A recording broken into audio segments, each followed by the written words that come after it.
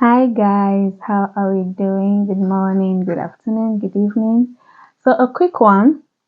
I was recently reading through Second Timothy 2:22, where it says, "Flee the evil desires of the youth and pursue righteousness, faith, peace, and love, along with those who call on the Lord out of a pure heart." And it got me thinking, why didn't Paul just say flee evil desires of the youth? I mean, that should be good enough. In Proverbs, it says, "My son, if sinners entice you, do not consent, do not go with them." But he didn't stop there. He went ahead to say, "Pursue righteousness, faith, peace, and love." And he went ahead to say, "Along with those who call on the Lord out of a pure heart." So why is this important? I mean, it's one thing to flee temptation, but the point is that temptations will keep coming. It's all around us. We are living in a perverse generation. We are living in a fallen world. They will keep coming. And something has to be put in place to, check ourselves, to check these temptations that keep coming up. Jesus said something.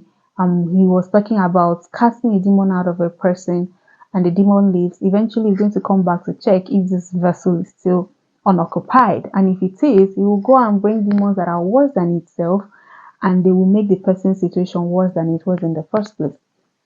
So when a demon is cast out of a person, the Holy Spirit needs to indwell that person so that there will be no space for the demon to come back. Nature abhors vacuum, basically.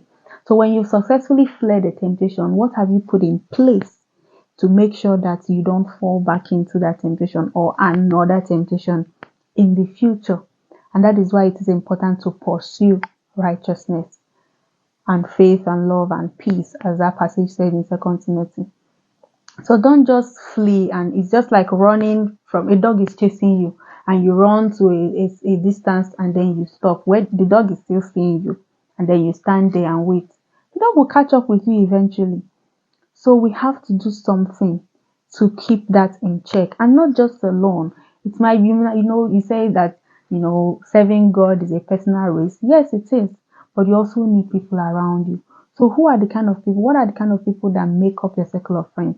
Are they the ones who encourage you to live righteously and holy? Are they the ones who will pursue righteousness and faith and peace with you? Or are they the ones who will eventually bring the temptation back to your doorstep?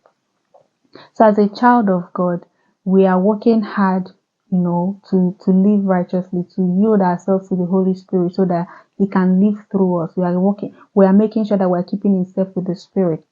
We also need to be careful about the people around us so that we all together will pursue righteousness and faith and peace and love. So that when we fled temptations, they won't eventually catch up with us after a while. So that is just what I thought to share with us today as my beloved brothers in the Lord, wherever you might be.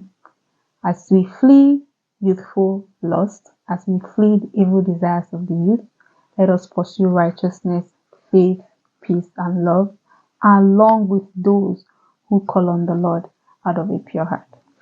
Have a lovely day. Bye.